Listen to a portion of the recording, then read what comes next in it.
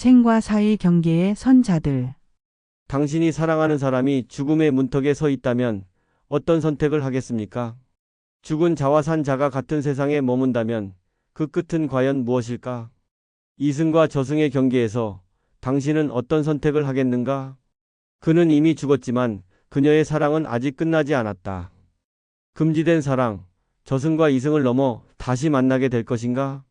환웅기 저승에 갔다 온 선비 이몽룡의 이야기. 조선 숙종시대 경상도 안동의 작은 마을. 이른 봄의 서늘한 공기가 마을을 감싸고 있었다. 양반가의 사랑채에서는 몇몇 선비들이 모여 차를 마시며 이야기를 나누고 있었다. 그중 한 사람 흰 수염을 기른 노인의 목소리가 조용히 울려 퍼졌다. 그대들은 죽음 이후의 세계를 믿는가? 노인의 질문에 사랑채는 잠시 고요해졌다. 바람이 처마 끝에 풍경을 흔들어 맑은 소리가 들려왔다. 스승님, 불가에서 말하는 윤회설을 말씀하시는 건지요? 젊은 선비 하나가 조심스레 물었다. 그것도 있겠지만 내가 들려주고 싶은 것은 실제로 일어난 일이니라. 내 젊은 시절 친구 이몽룡의 이야기다. 모두의 시선이 노인에게 집중되었다. 그는 천천히 차를 한 모금 마시고 이야기를 시작했다. 30년 전 일이었다.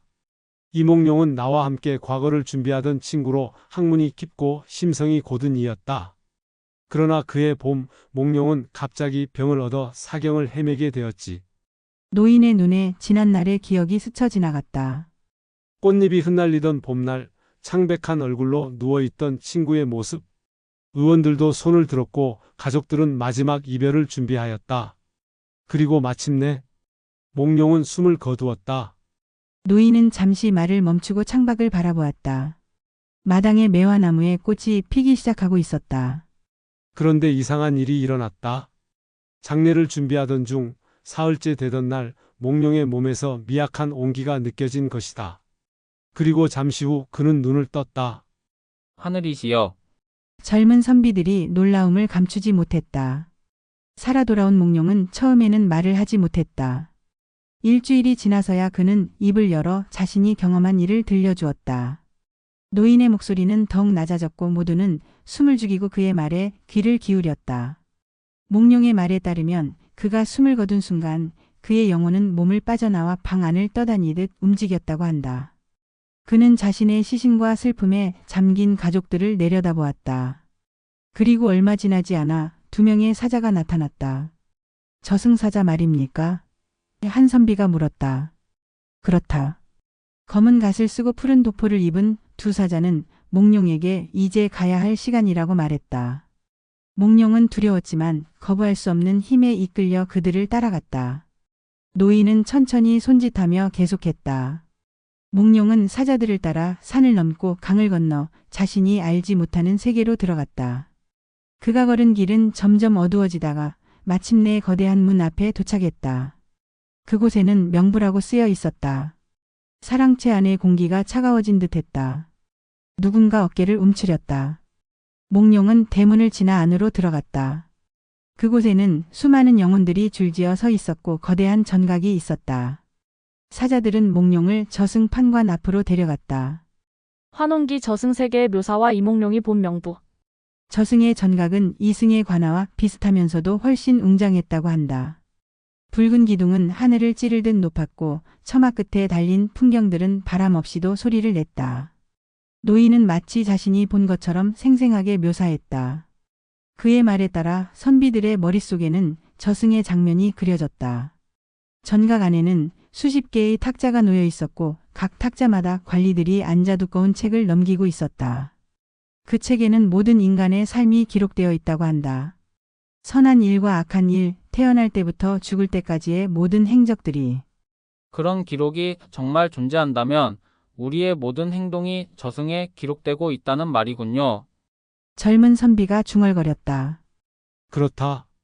몽룡은 자신도 책에 기록되어 있는 것을 보았다고 한다. 자신이 기억하지 못하는 어린 시절의 일까지도. 바람이 불어 창문이 살짝 흔들렸다. 누군가 일어나 창문을 더 단단히 닫았다.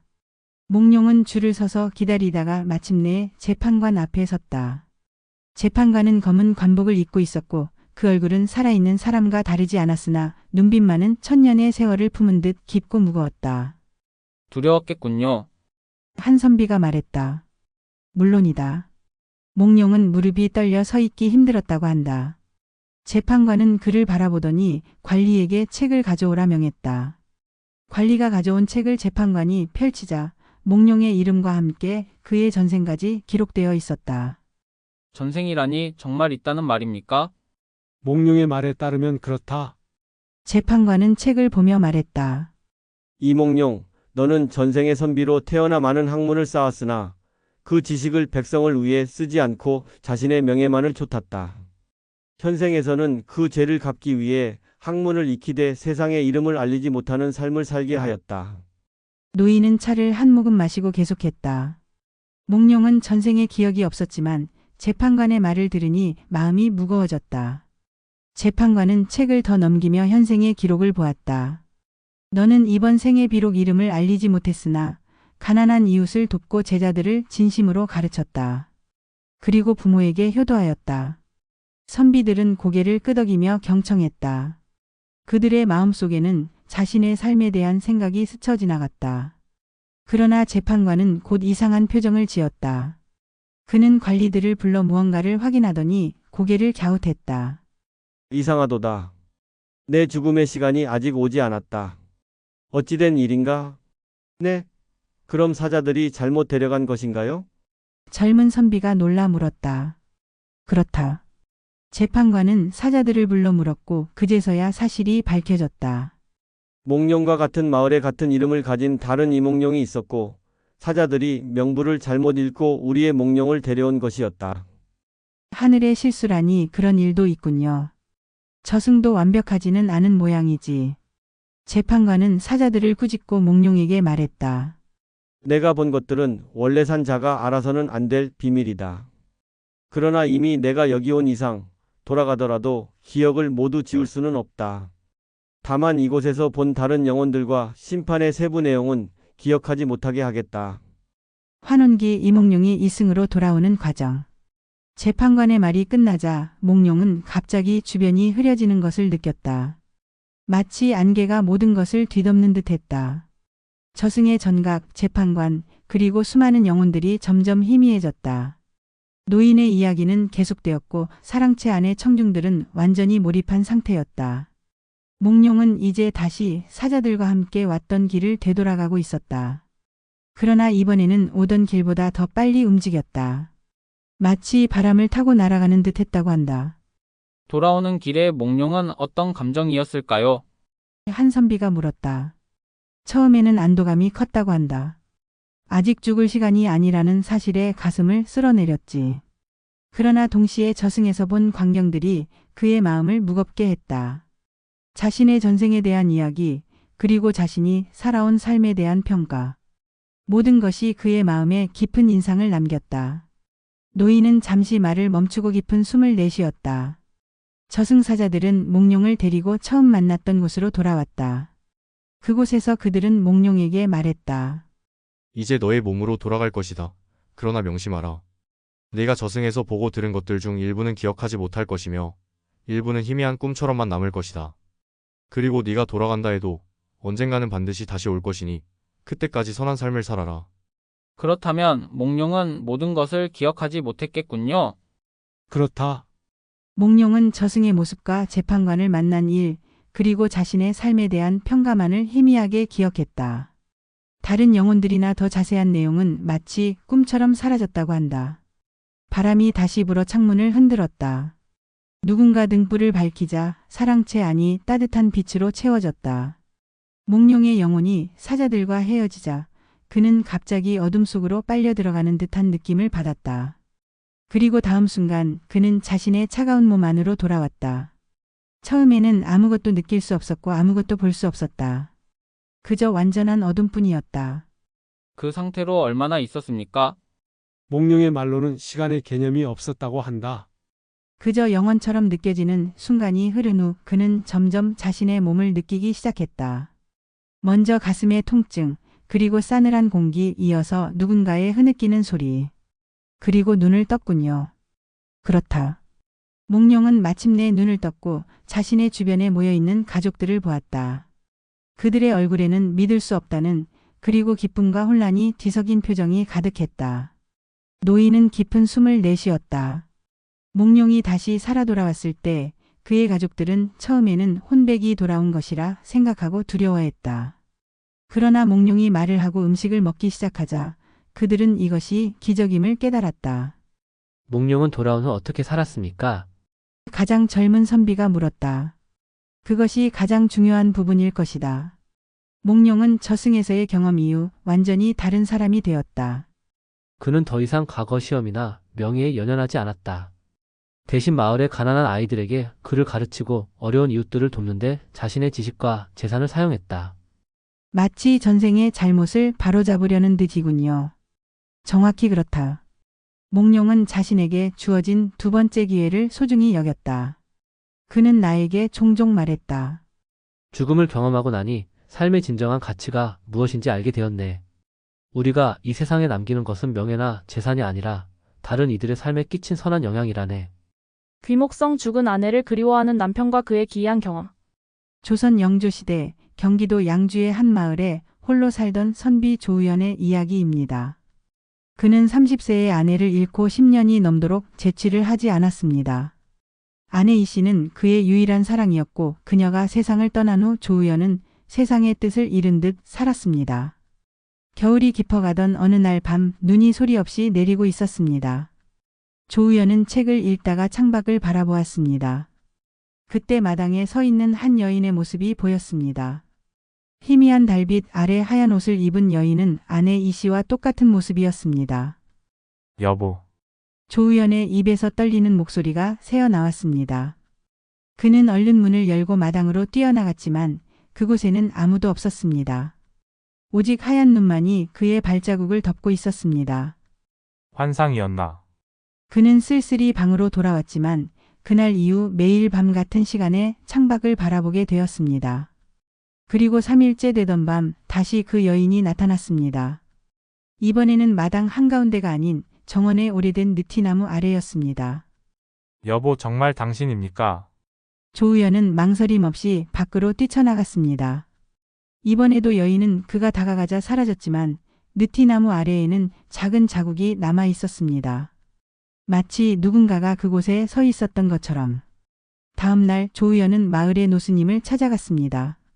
노스님은 오랜 수행으로 깨달음을 얻은 분으로 마을 사람들은 그를 범상치 않은 인물로 여겼습니다. 스님, 제가 죽은 아내를 보았습니다. 환상인지 홀령인지 어찌해야 할지 모르겠습니다. 노스님은 조우연의 이야기를 듣고 한동안 침묵했습니다. 그리고 천천히 입을 열었습니다. 죽은 이의 홀령이 이승에 머무는 것은 미련이 있어서라네. 자네의 아내가 자네를 찾아온 것은 아직 이루지 못한 일이 있기 때문일 수도 있지. 그렇다면 제가 어떻게 해야 합니까? 오늘 밤 그녀가 다시 나타나거든 따라가 보게. 하지만 조심하게나. 산자와 죽은 자의 경계를 넘는 것은 위험한 일이니. 조우연은 가슴을 쓸어내리며 고개를 끄덕였습니다. 그날 밤 그는 평소보다 일찍 창가에 앉아 기다렸습니다.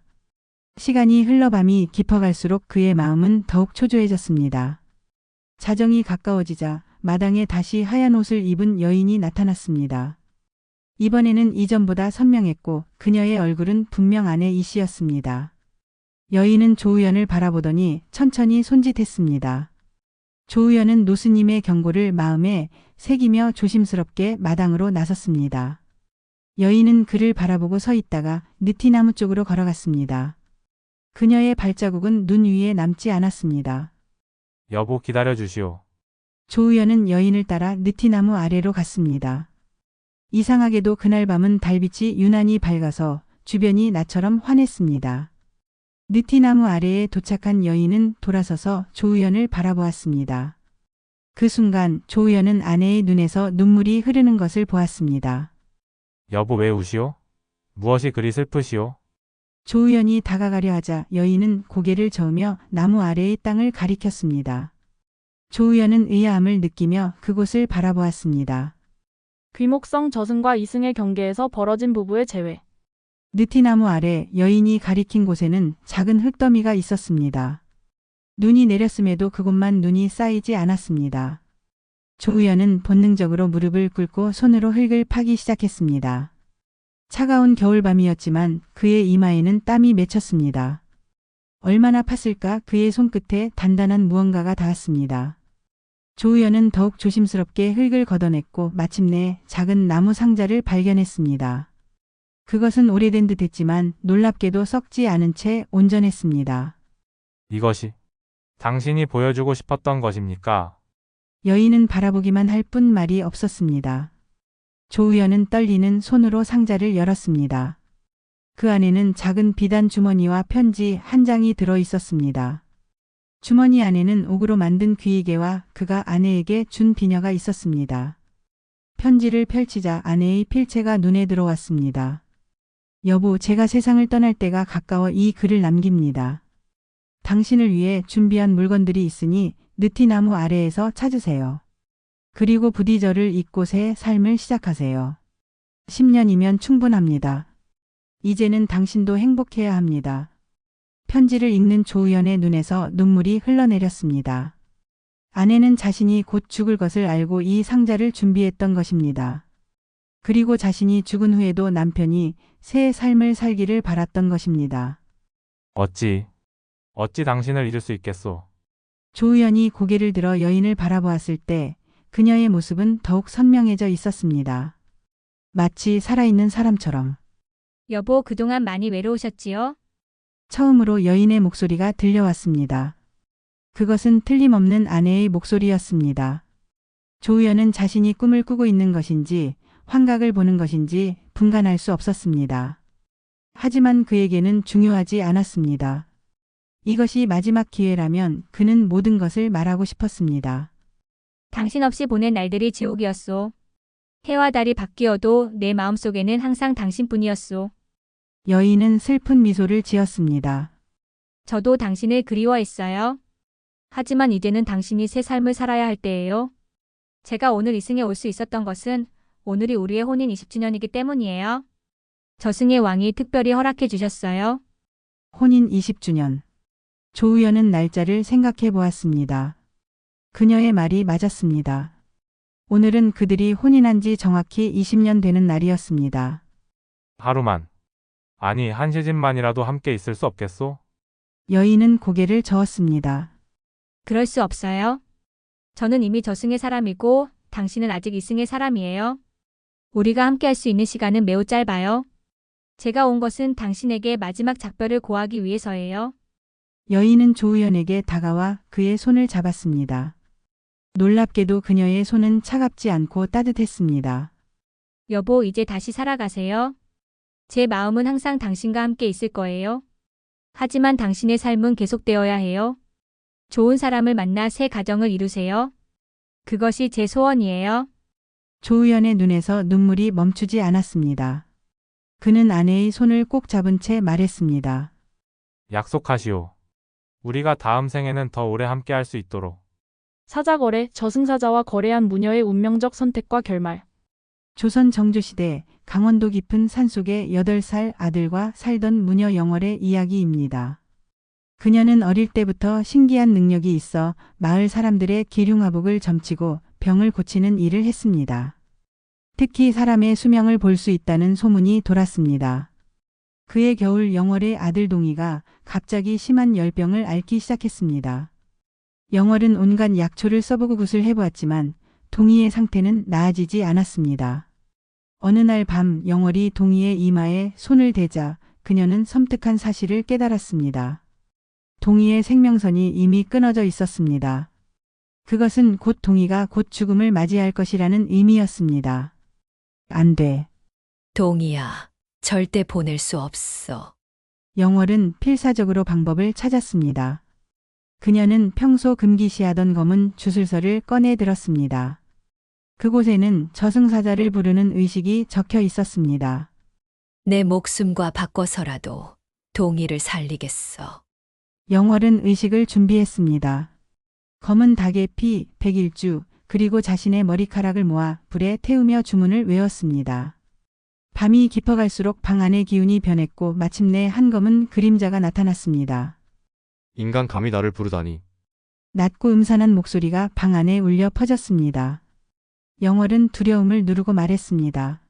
사자님, 제 아들 동희의 생명을 살려주세요. 대신 제 목숨을 가져가셔도 좋습니다. 사자는 잠시 영월을 바라보았습니다. 그대의 제안은 흥미롭구나. 하지만 나는 그대의 아들을 데려가라는 명령을 받았으니 그대의 목숨과 바꾸는 것은 내 권한 밖의 일이다. 영월은 무릎을 꿇고 빌었습니다. 제발 방법이 있다면 알려주세요. 무엇이든 하겠습니다. 사자는 잠시 생각하더니 말했습니다. 한 가지 방법이 있기는 하다. 그대가 가진 능력, 사람의 수명을 보는 능력을 내게 준다면 그대의 아들에게 10년의 수명을 더해줄 수 있겠다. 영월은 망설임 없이 대답했습니다. 좋습니다. 제 능력을 가져가세요. 그러나 대가가 또 있다. 그대는 앞으로 다른 이들의 죽음의 순간을 목격할 때마다 자신의 수명이 조금씩 줄어들게 될 것이다. 그래도 괜찮겠는가? 영월은 잠시 고민했습니다. 무녀로서 그녀는 자주 죽어가는 이들을 만났습니다. 그들의 마지막을 지켜보는 것이 그녀의 역할이기도 했습니다. 괜찮습니다. 동희만 살릴 수 있다면. 그렇다면 계약은 성립되었다. 사자는 영월의 이마에 손을 대었고 그 순간 영월은 강한 통증을 느꼈습니다. 그녀의 몸에서 푸른 빛이 빠져나가는 것 같았습니다. 이제 그대의 능력은 내 것이 되었다. 그리고 약속대로 그대의 아들에게 10년의 수명을 더해 주었다. 사자가 사라지자마자 동희의 열이 내리기 시작했습니다. 다음 날 아침 동희는 완전히 회복되어 있었습니다. 어머니, 이상한 꿈을 꿨어요. 검은 옷을 입은 사람이 절 데려가려고 했는데 어머니가 막아섰어요. 영월은 아들을 꼭 안았습니다. 괜찮아, 동희야. 이제 다 나았어. 그 후로 영월은 더 이상 사람의 수명을 볼 수 없었습니다. 그녀는 무녀로서의 일을 계속했지만 이제는 단순한 무속의식만 행했습니다. 그리고 사자와의 약속대로 그녀는 누군가의 죽음을 목격할 때마다 자신의 수명이 줄어드는 것을 느꼈습니다. 세월이 흘러 동희는 어엿한 청년이 되었습니다. 그는 글을 배워 과거를 준비하고 있었습니다. 영월은 점점 쇠약해졌지만 아들을 보는 기쁨으로 버텼습니다. 그리고 약속된 10년이 지난 어느 가을날 동희가 갑자기 쓰러졌습니다. 영월은 그때서야 깨달았습니다. 사자는 동희에게 10년의 수명을 더해준 것이 아니라 그저 10년 후로 죽음을 미뤄둔 것뿐이었습니다. 안 돼. 약속이 이런 것이 아니었어. 영월은 다시 사자를 부르려 했지만 그녀의 능력은 이미 사라진 뒤였습니다. 그녀는 온 밤을 아들 곁에서 기도했습니다. 그리고 새벽녘 문득 한 가지 방법이 떠올랐습니다. 그래. 내가 먼저 죽으면 되는 거야. 영월은 결심했습니다. 그녀는 아들 옆에 누워 그를 품에 안았습니다. 그리고 자신의 마지막 생명력을 아들에게 옮기기 시작했습니다. 그것은 그녀가 가진 마지막 비법이었습니다. 그날 아침 동희는 어머니의 품에서 깨어났습니다. 그는 완전히 회복되어 있었지만 영월은 이미 차가운 몸이 되어 있었습니다. 그녀의 얼굴에는 평화로운 미소가 머물러 있었습니다. 그 후 동희는 어머니의 희생을 기억하며 훌륭한 선비가 되었습니다. 그리고 그는 살아있는 동안 많은 이들을 도왔습니다. 그것이 어머니가 바랐던 삶이라고 믿었기 때문입니다. 여러분은 지금 생과 사의 경계에 선 자들을 시청하셨습니다. 저승에 갔다가 돌아온 선비 이몽룡, 죽은 아내와 마지막 작별을 나눈 조우연, 그리고 아들의 생명을 위해 저승사자와 거래한 무녀 영월 2세 이야기를 통해 우리는 삶과 죽음의 경계가 생각보다 가깝다는 것을 느낄 수 있었습니다. 조선시대 사람들에게 죽음은 두려움의 대상이면서도 동시에 또 다른 세계로의 여행이었습니다.